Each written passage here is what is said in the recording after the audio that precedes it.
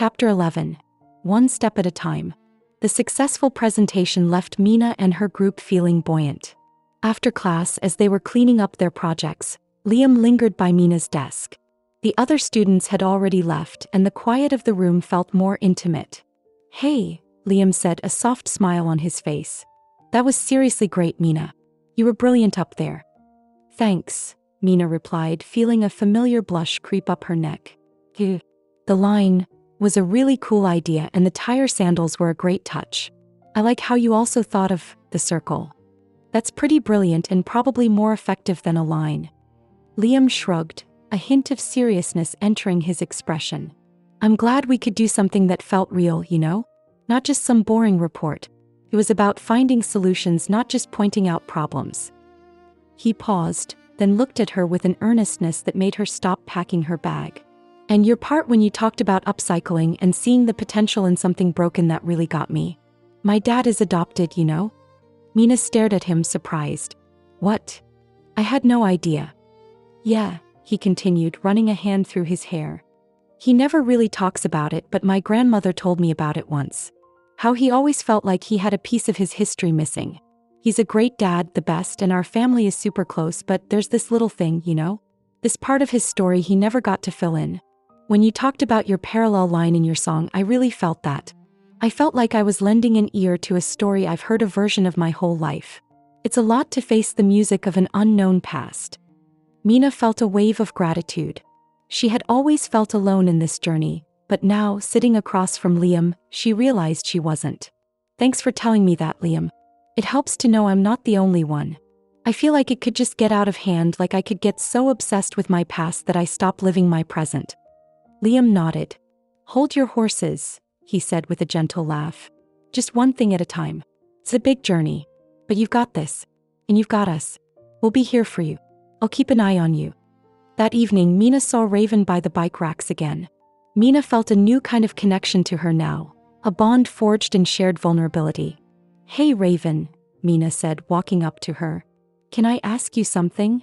Raven looked up, her expression softer than usual. "Shoot." "I was thinking about your name," Mina said. "Raylene. I think it's beautiful." Raven hissed a dry, humorless sound. "Beautiful? No. So bland. So normal. That's why I hate it. I wish my parents had given me a cooler name." He shrugged. "I just go by Raven. I like the symbolism of it. I love the Edgar Allan Poe poem. So dark, you know? Melancholy and chaotic. Fits me better. It's like a story I chose for myself, not one that was given to me." Mina nodded, understanding the need to claim your own identity. "That makes sense. It's a powerful name." She hesitated, then feeling a spark of inspiration, she took a leap. "I was wondering if you'd be interested in collaborating on something? A song maybe? I could write the music and you could write some lyrics. I feel like you've got so much to say and you express yourself in a really unique way." Raven looked at her, truly looked at her, and a flicker of genuine surprise crossed her face. "You want to collaborate?" He seemed to be trying to process the idea. "I don't know, Mina. I'm not a musician." "You don't have to be," Mina said, smiling. "You're a storyteller. In a nutshell, you have a lot to say. You've been telling me a part of your story every day. It would be a way for you to express yourself not just with words, but with a whole different kind of art. You wouldn't even have to perform it. You could just write the lyrics. We could work on it together. I'm willing to go the extra mile to help you. What do you say?" "In a nutshell," she said, a small tentative smile on her lips. "I'm in, I think." Raven stood up, pulling a small metallic flask from her pocket. She unscrewed the cap and held it out. "Here's to a new journey." Mina shook her head. "No thanks," she said gently. "I thought you weren't doing that anymore." Raven's smile faltered for a moment and she looked down at the flask. "Well, progress isn't just going up," she said, her voice thoughtful. "It's sometimes back, sometimes to the side, and sometimes stalling. This used to be an everyday affair. Now it's a once-in-a-while thing. I don't want to beat myself up for that. So I'll just keep progressing one step at a time. I think I can do it." She looked up at Mina, a question in her eyes. "How do you eat an elephant?"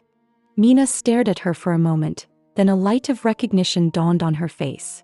"One bite at a time." "Wow," Raven said, genuinely excited. "How did you know that?" Mina smiled.